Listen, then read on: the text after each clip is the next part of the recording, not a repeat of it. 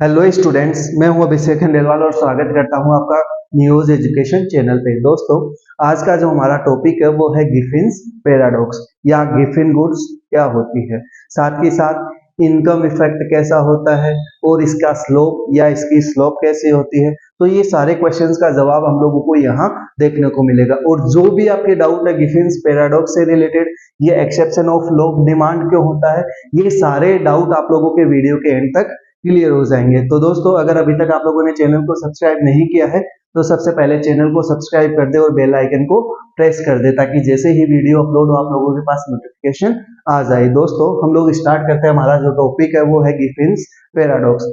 ये ऑलरेडी जो sir Robert Giffen है उसी के नाम पे रखा गया है, जिसको हम लोग गिफिन पैराडॉक्स बोलते हैं।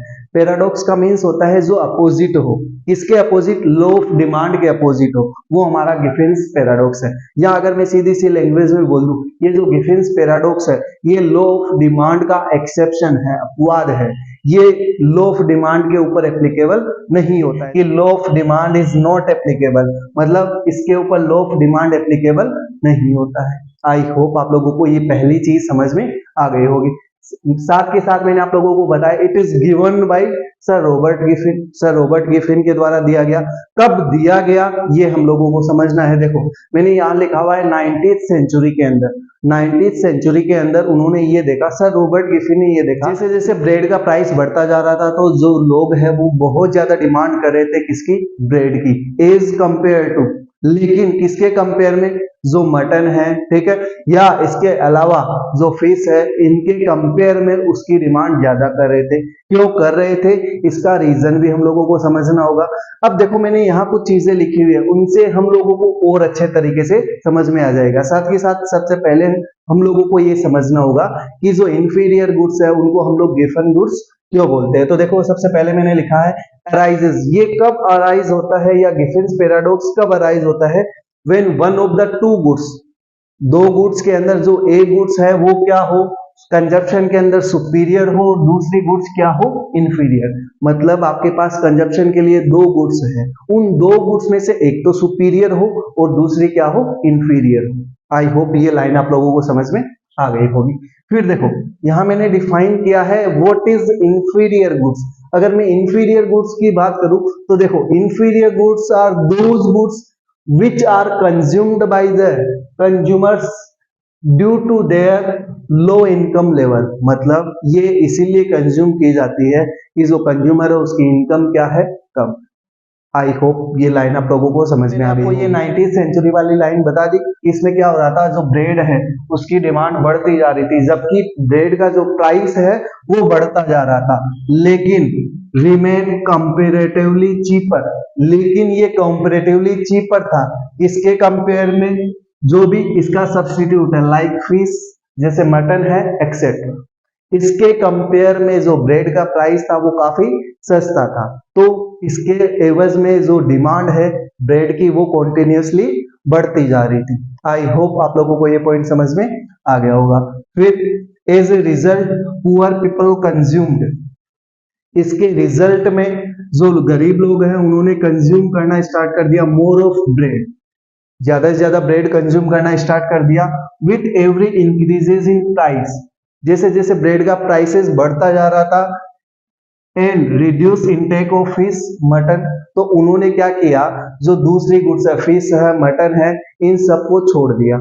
हम लोगों ने पहली लाइन में यही समझा कि दो गुड्स में एक सुपीरियर होगी एक इंफीरियर होगी। यहां हम लोग ये समझ सकते हैं कि ये क्या हुई? सुपीरियर गुड्स, और ब्रेड क्या हुई? Inferior goods. तो एक का कंजप्शन आप लोगों को छोड़ना पड़ेगा दूसरे के लिए, that is called Giffen's paradox. I hope आप लोगों को इस लाइन का मतलब समझ में आ गया होगा। फिर मैंने लिखा है law of demand is not applicable. यहाँ पे लो ऑफ डिमांड एप्लीकेबल नहीं होता है। लो ऑफ डिमांड कब एप्लीकेबल होता है? जब नेगेटिव रिलेशन हो। यहाँ हम लोग देख रहे हैं पॉजिटिव रिलेशन है, तो पॉजिटिव रिलेशन के अंदर कभी भी एप्लीकेबल नहीं होता है। फिर हम लोगों को समझना होगा इनकम इफेक्ट। देखो, यहाँ जो इनकम इफेक्ट होता है वो कैसा होता है? नेगेटिव होता है। क्यों नेगेटिव होता है? अगर आपकी इनकम बढ़ रही है, इनकम बढ़ रही है, लेकिन जो क्वांटिटी है गिवन गुड्स की वो क्या होती जा रही है? डिक्रीज होती जा रही है। तो इनकम इफेक्ट कैसा रहेगा? नेगेटिव रहेगा।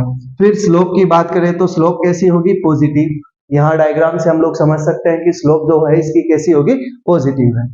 फिर हम लोग बात करेंगे प्राइस इफेक्ट। यहाँ जो प्राइस इफेक्ट है वो कैसा रहेगा, पॉजिटिव।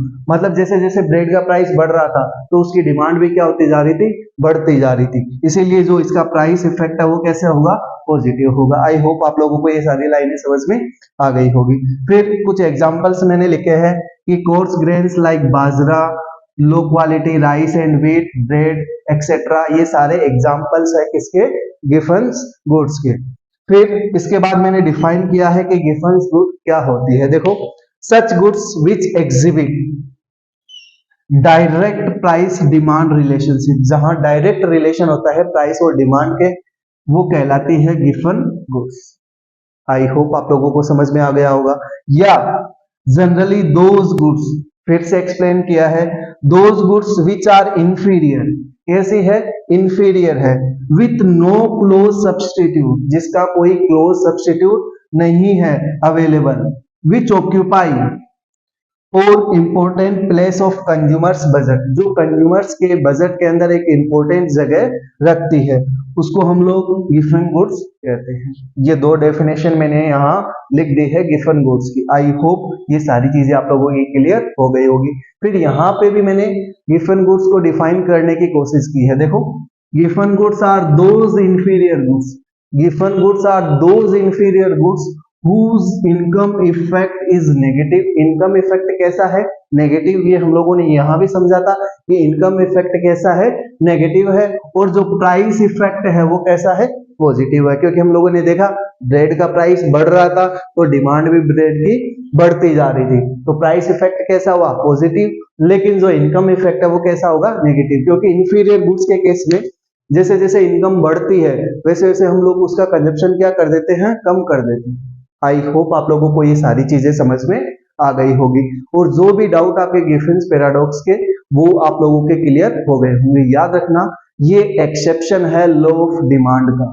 अब यहाँ पे एक डायग्राम है, उस डायग्राम के थ्रू हम लोग और समझते हैं गिफन गुड्स को। देखो, डायग्राम के अंदर सबसे पहले मैंने लिखा हुआ है quantity of inferior goods. X axis पे हमेशा क्वांटिटी दिखाई जाती है और वाई एक्सिस पे हम लोग दिखा रहे हैं प्राइस ऑफ इंफीरियर गुड्स। देखो, हम लोग देखते हैं कि जब इसका प्राइस P2 था तो इसकी जो क्वांटिटी है वो कितनी थी, Q2।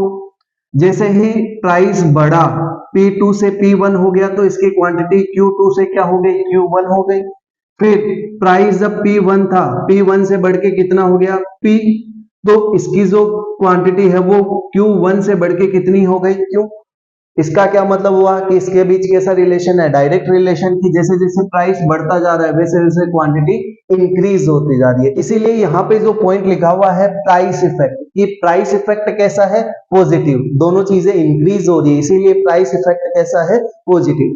लेकिन इनकम इफेक्ट कैसा है, नेगेटिव, कि इनकम जैसे जैसे बढ़ेगी हम लोग क्या करेंगे, जो इंफीरियर गुड्स है उसके कंजप्शन को क्या कर देंगे, कम कर देंगे। तो आई होप आप लोगों को ये डायग्राम भी समझ में आ गया होगा। पे आपको इंफीरियर गुड्स का मतलब भी बता दिया है, ठीक है। साथ के साथ जितने पॉइंट्स बन सकते हैं गिफिन्स पैराडॉक्स के अंदर या गिफिन गुड्स के अंदर, वो सारे पॉइंट मैंने यहाँ आप लोगों को बता दी है। अगर आप लोगों को इंफीरियर गुड्स के बारे में और जानना है तो हम लोगों ने ऑलरेडी इसका एक अलग से वीडियो अपलोड कर दिया है, आप हमारे चैनल पे जाके वो देख सकते हैं।